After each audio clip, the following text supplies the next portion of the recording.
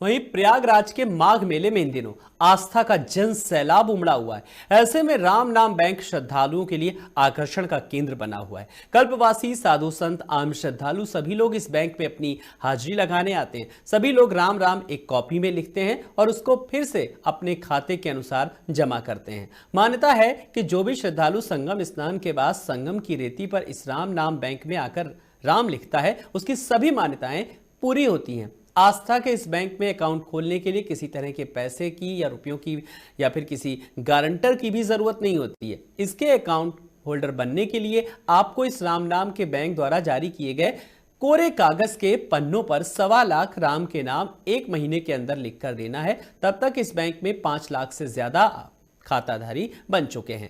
राष्ट्रीय और निजी बैंकों की तरह आस्था के इस बैंक में हिंदू, मुस्लिम और सिख ईसाई इसके खाताधारक हैं। राम नाम बैंक अब डिजिटल हो गया है, साथ ही गूगल प्ले स्टोर पर ऐप भी जारी किया गया है।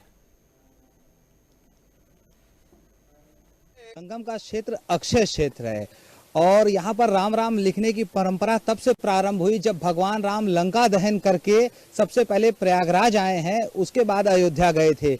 तो यहाँ पर राम राम लिखने का विशेष महत्व है। संगम का क्षेत्र को अक्षय क्षेत्र कहा गया है, यानी कि जब श्रद्धालु यहाँ पर आके अक्षवट मार्ग पे राम का नाम लिखते हैं तो ये उनके पुण्य के खातों में जमा हो जाता है। राम का नाम, राम के नाम की बहुत महिमा है और ये है रेती का राम राम बैंक और ये कई कुंभ, अर्धकुंभ और महाकुंभ देख चुका है।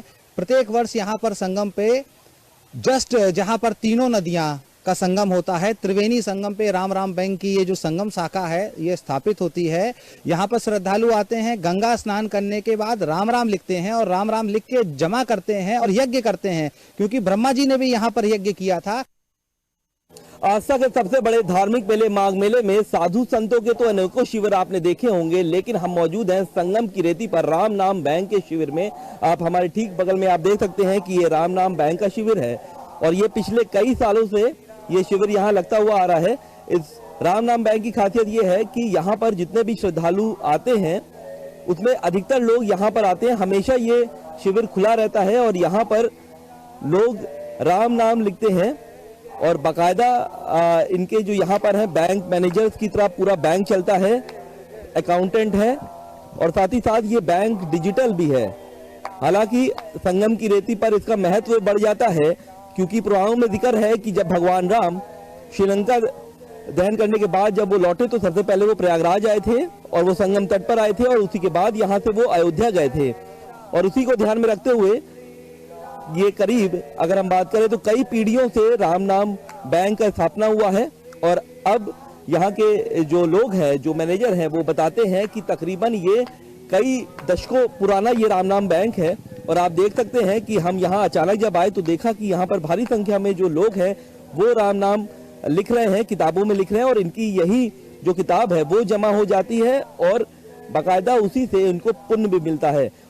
हालांकि जो लोग नहीं आ पाए, जो विदेशों में हैं, वो डिजिटल के जरिए, मोबाइल के जरिए वो राम नाम लिखते हैं और पूरे 43 दिनों तक ये जो शिविर है उसकी स्थापना यहाँ हो रहती है और 24 घंटों में से ये सुबह खुलता है, बैंक की तरह ही इसकी टाइमिंग है, ये सुबह खुलता है और शाम को तकरीबन 6 बजे के बाद ये बैंक बंद होता है और तब यहाँ से जो श्रद्धालु हैं वो स्नान के लिए जाते हैं या फिर अपने अन्य कामों के लिए। ऐसे में एक खास तरीके का राम नाम बैंक संगम की रेती पर देखने को मिल रहा है। वीडियो जर्नलिस्ट अंकित उपाध्याय के साथ सैयद आखिर रजा, लाइव टुडे, प्रयागराज।